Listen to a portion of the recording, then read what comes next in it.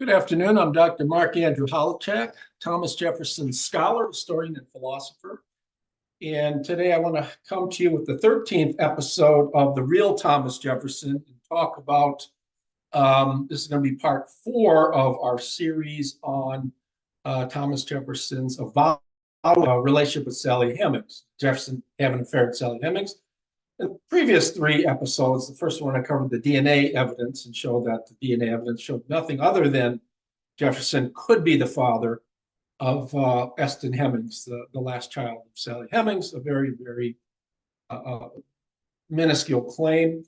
In the last couple episodes, we had a critical analysis of the Monticello's 2000 DNA study, assessment of the DNA study, as well as the historical data that were presumed to be relevant to Jefferson's paternity.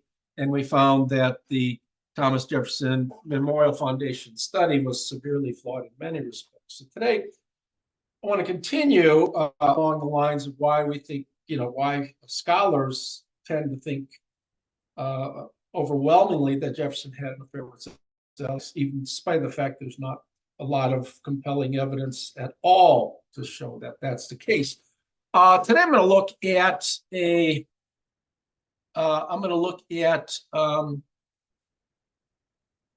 Fawn Brodie, who in 1974 publishes Thomas Jefferson, An Intimate History. And this was a very, very successful book. She knew it would be successful. And this is a book that Gordon Reed uses abundantly in her first two books on Thomas Jefferson, Sally Hemings, Thomas Jefferson, Sally in 1997, and subsequently in 2008, her The Hemings of Monticello, when she has 4 chapters related to Jefferson's putative involvement with Sally Hemings. Before there was Gordon Reed, there was Fawn Brodie. And Fawn Brodie said almost all the same things that Gordon Reed said. And her book sold well, but nonetheless, Gordon Reed did not pay much attention to Fawn Brodie in footnotes, in her index, and anywhere else. I think that was sort of a large travesty. So Brodie writes in her book, she says, despite hundreds of volumes about Thomas Jefferson, there remain unexpected reserves of unmined ore, particularly in relation to the connections between his public life and his inner life, as well as his intimate life. So she wants to look at the inner life of Thomas Jefferson, give us an inside look of the man behind the many accomplishments, scientific, political, and otherwise. She says to illuminate this relationship, however, requires certain Bible techniques that make some historians uncomfortable. One must look for feeling as well as fact, for nuance and metaphor, as well as idea and action. So she aims to give us a psychotherapeutic or psychoanalytic interpretation of Thomas Jefferson qua person. Right now, I need to preface this by noting that Fawn Brodie has no special training in psychoanalysis, psychotherapy. I'm not sure what training in psychoanalysis, psychotherapy would be. I did study Sigmund Freud in psychoanalytic and psychotherapeutic techniques for some 30 years, and have published, 5 or 6 books on Freud and psychoanalysis and things like that. So I'm not unfamiliar with the techniques of psychoanalysis.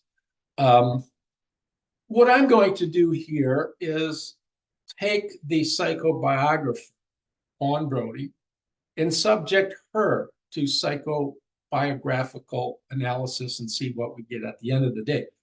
I think you'll find this a fairly interesting scenario, and I caution you only that whenever we do psychobiography, we run certain risks. We run the risks that some of our conclusions might be overstated. So the sort of conclusions I draw here need to be taken con grano salis, with a grain of salt. And I just warn you on that. So That's the risk that you take when you do psychobiography. But I do think a lot of things I'm going to say today will hold water. All right. So I'm not going to talk about the uncogency of Brodie's many arguments. I've done that in my book, Thomas Jefferson, Framing a Legend, Exposing the Distorted History of Thomas Jefferson and Sally Hemings. So I don't want to kick a dead mule. Let's call it a dead fox, because she's got calidity, so she's got cunning. Brodie's a very bright woman, by the way. So I'm not going to go over her many arguments and show that they're not cogent. I've done that already, but I just want to talk about her life and show why, in my estimation, she had to write this book on Thomas Jefferson, this sort of scandalous biography where Jefferson comes out being someone who has an affair with youthful and toothsome Sally Hemings. Okay, who was Fawn Brodie? And to what extent do the traumata of her life enter into her analysis of Thomas Jefferson? I want to show that they did to quite an extent. And I want to show she had to write this book. She was born in 1915, Fawn McKay. She grew up, very critical here, a staunch Mormon. Her maternal grandfather was president of Brigham Young University. Her uncle David McKay was a Mormon apostle, at one point president of the Mormon Church. And her father rose to assistant to the church apostle. Okay, all were monogamous, but all were in a religion where polygamy was widely practiced and accepted. There was no censorship of people who were polygamists. So she grew up in a background of staunch Mormon rigor, and where females, and Fawn Brodie was an intelligent female, had very little say in the direction of their life, and males, for the most part, told women what they had to do and ran the show completely. Biographer Robert Anderson writes of young Fawn, now she wondered if they were devoting their lives, and talking about family members, to a fraudulent institution, and were they lying by covering up or rewriting history? So was the participation of family members in the Church of Latter-day Saints, was the whole enterprise just a sham enterprise for Fawn Brodie? She matriculates to Weber College of the Church of Latter-day Saints. Okay, she studies there for 2 years as a young woman. She completes her BA at University of Utah in 1934. In 1936, she earns an MA at University of Chicago. Okay, and during these critical years of schooling at these institutions, she comes to entertain serious doubts about the validity of Mormonism, right? And at some point, when she's, graduates from the University of Chicago, her skepticism is complete. And she says, of that flash, when she comes to realize everything is just wrong, Mormonism is completely wrong, she says, it was like taking a hot coat off in the summertime. So invigorating it was. Okay. Now, once the Mormonism, I'm going to try to show, shapes her thinking, shapes the sort of work she's going to do with the 5 biographies that she writes. She writes about Joseph Smith, the founder of Mormonism, John Parton, Richard Francis Burton, Thomas Jefferson, and eventually, lastly, she undertakes a biography of Richard Nixon towards the end of her life. Now, let's go back to the family dynamic here. Fawn's McKay at this time. Her father, Thomas McKay, is tall, kindly, generous, inquisitive, open-minded, non-confrontational, right? Sounds a lot like somebody we know, Thomas Jefferson, right?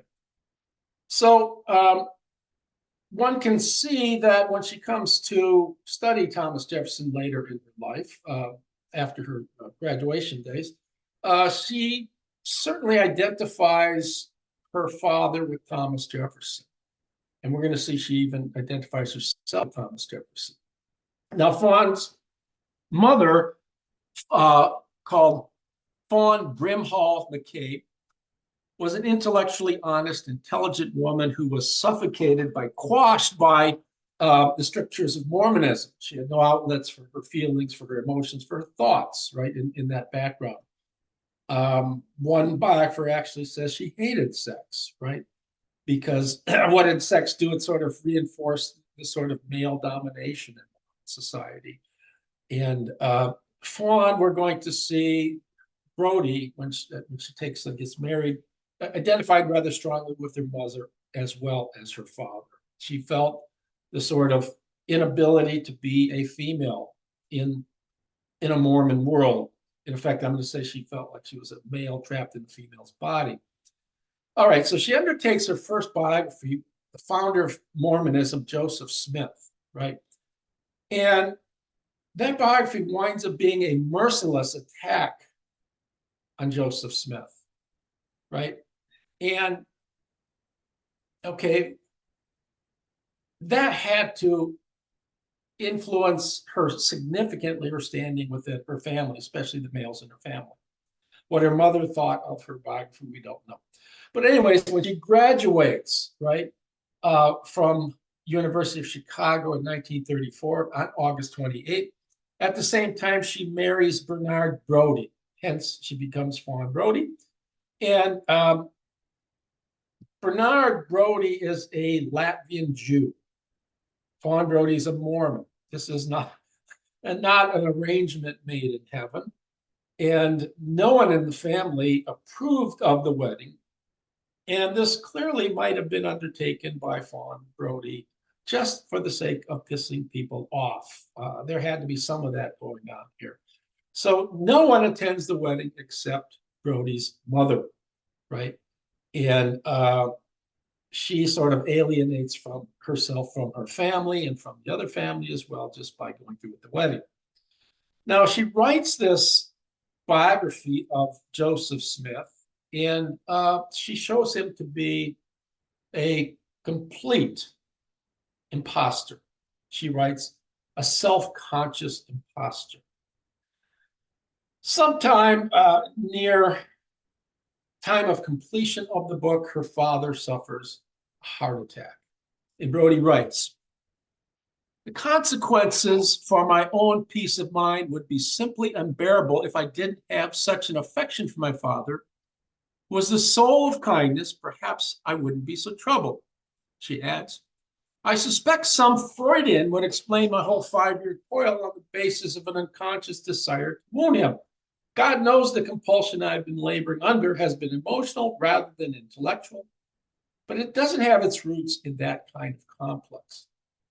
I'm just saying right off the bat, well, I'm not doing this at all to hurt my father, but my father is one of the most important people in the church, and I'm writing a book that exposes the fraudulency of Mormonism and just right off the bat. Of course, she's trying to hurt her father. And the very fact she's stating, if people, Freudians want to say I'm trying to hurt my father, I acknowledge that you might see that, but that's not the case. Of course, it is the case. That's all you can say about that. Now, her father suffers a second heart attack after the publication of the book some 4 years later. He gets inoperable neck cancer and he is moribund. He's dying. During the time of his moribundity, her mother has to dote upon her father. And again, she's burnt. She's suffocated by this. And Fawn Brodie holds that against her father. She writes, I still feel that much of her suffering was unnecessary and that she could have had some pleasant years at the end. But she was caught in a Victorian society trapped in the patriarchal traditions of the Mormon church. The worst thing, I think, was that there were so few to whom she could speak honestly, and so she turned her hatreds and furies inward, and this proved in the end to be a corrupting thing. What applies to what Brodie says of her mother certainly applies to Fawn Brodie as well. She's turning her hatreds and everything in, and all the suffocation that she's had as being someone raised in the Mormon church, and it goes into her writings. She puts it all. Notice that all of her biographies are males, and all, for the most part, are castigatory. So she writes, she blames her father's illness, in some sense, and his decline, his declination on, she blames everything on the father. And, her mother is declining as well because of the father. And she writes, my disillusionment with my father reached the lowest possible point, absolute bottom. Maybe in some years to come, I can be more forgiving, but he makes any kind of detachment so difficult because of continuing pretensions to purity and saintliness. Now, she says he's a kindly, generous, and all, very Thomas Jefferson in many respects. Now she's saying these are all pretensions. And she adds, and of course, I started out as a child thinking he was next to God in gallantry and goodness. Then, too, there is the factor I have hurt him, and having hurt him, I believe the worst about him, lest I suffer too much from guilt myself. Here she admits that she has hurt him. Before she goes, Freudians would say, no, I wasn't trying to hurt him. She goes, yes, I have hurt him. But, I can she rationalizes in some weird sense by saying, well, I may have hurt him, but he deserved to be hurt. Right? Peddling this Mormonism. All right, so we have rationalization. One of her biographers says overall about her writings, hers, Brodie's, was an attack on sexism and inequity, sustained by religious dishonesty. Now, what about Brodie the person? She was, in some measure, I would say, not unprepossessing, right? But she wasn't a handsome woman. She was physically unprepossessing to some extent. She wasn't very attractive. She wasn't unattractive. She was 5'10" as a woman. She grew to that age, to that height at a very young age. I think she was 5'10" at age 13.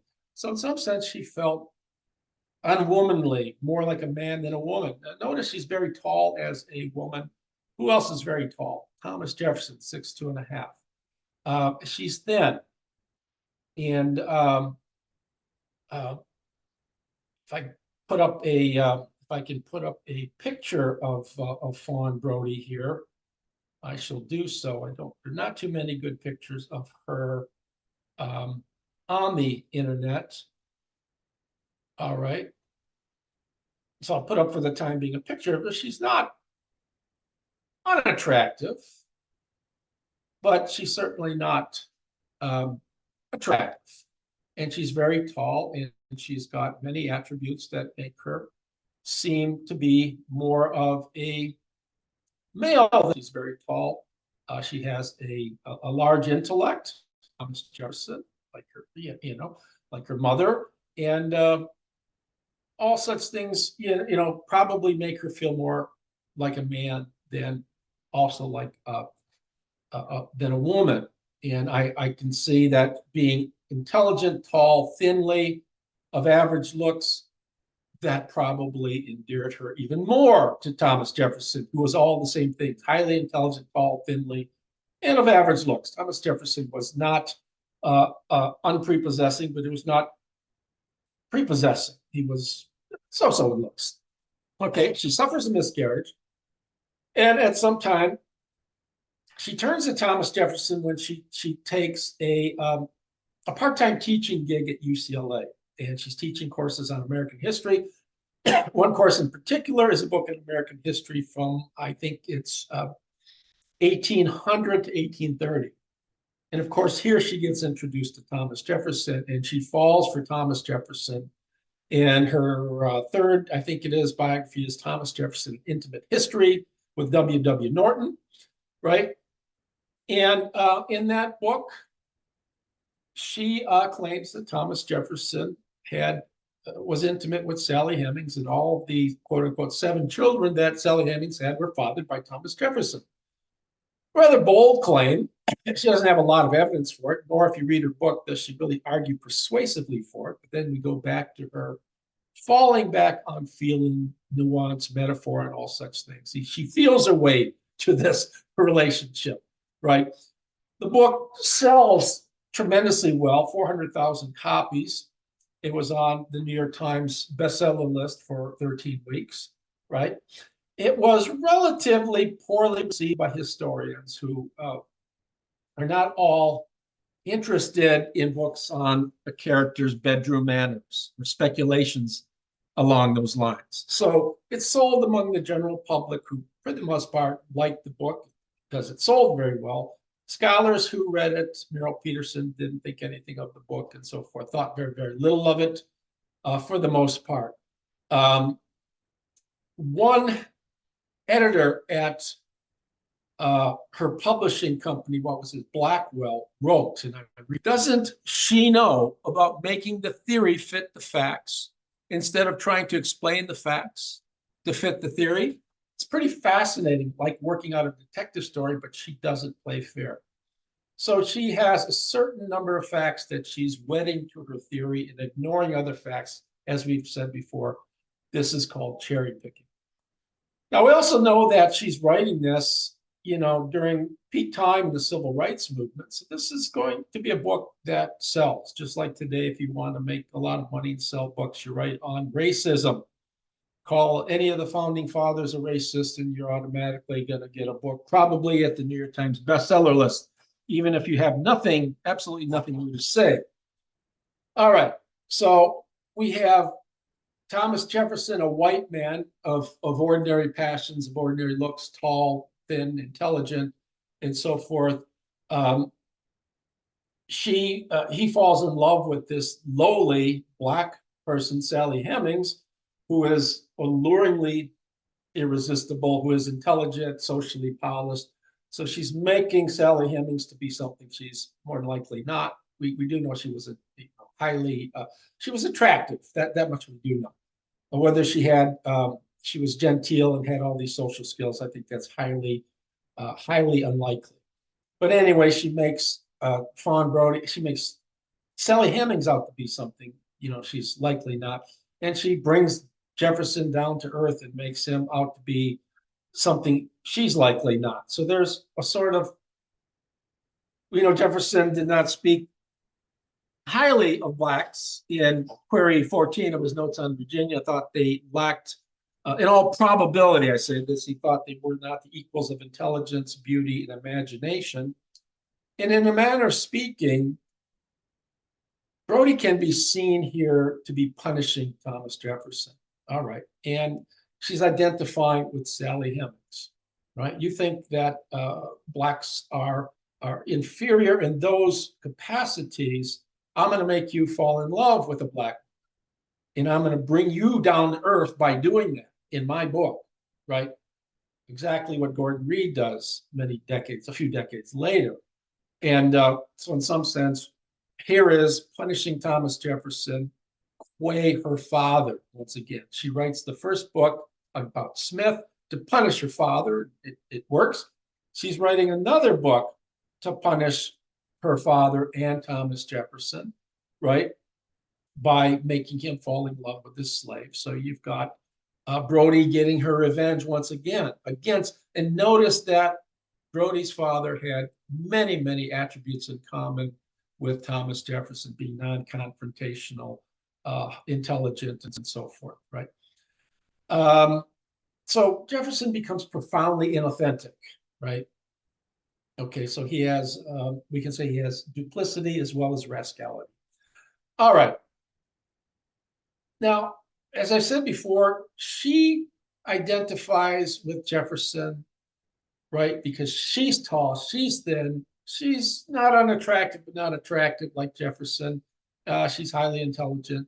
And so in some sense, there's so much going on psychologically here. And you might want to say there's too much. And so my account must be skewed. Now, psychologically speaking, all these things do go on inside people at times, where we have multiple identifications, condemnations, criticisms, projection, displacement, identification, and so forth. This goes on. As Freud says, the subconscious and conscious is a swirl of emotions, and all sorts of contradictory things live there without any problem, right? So I think all this really is going on, right?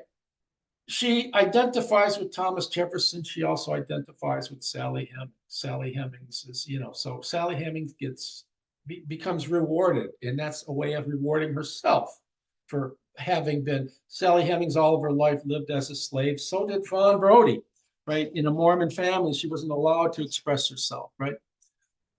At some point, Brodie's husband begins an affair with another woman. Now, what triggers the affair?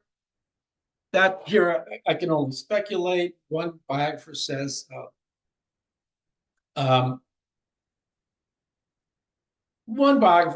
well, it's likely that she's in love with Jefferson. She's so deeply into this project. He suffers from neglect, so he's looking elsewhere.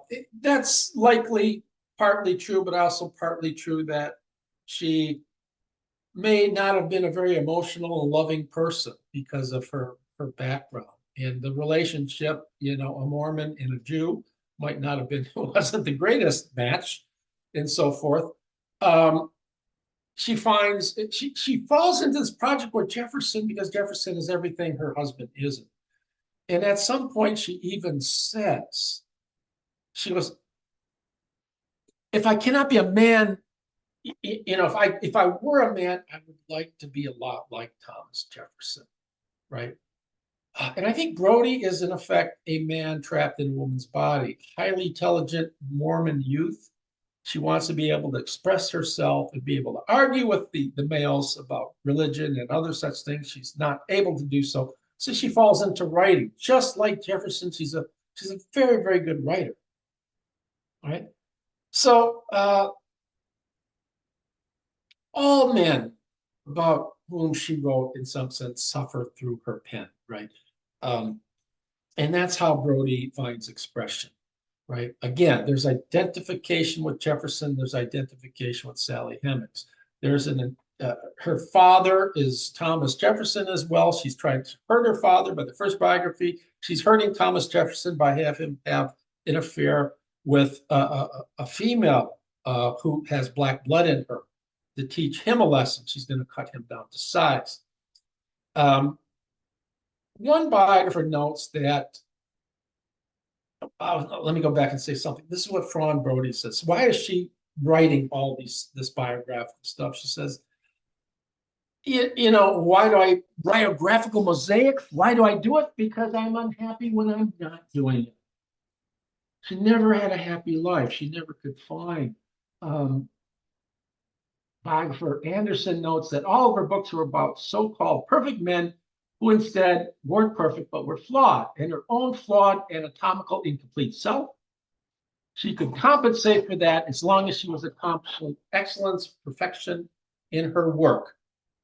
I end with some thoughts of her daughter after Fawn Brodie died. Her daughter writes, "I never knew her to be so relaxed as she was when she was dying. She learned to value life for the living instead of for the working." That's some very powerful stuff, it seems to me, that she never found herself to be free. She was always a man, in effect, trapped in a woman's body. She didn't have the social freedom and presence that she really wished to have, that a man could have. So in some sense, she fell into her writing projects. I think Jefferson did the same thing. It's only when I think she got cancer as well, if I'm not mistaken, when she realized she was going to die, she started to enjoy herself. I think that's very powerful. And perhaps some of that can be said about me. I fall into my writing projects. But I'll say one other thing. I really love to write. So I'm not doing it. I hope I'm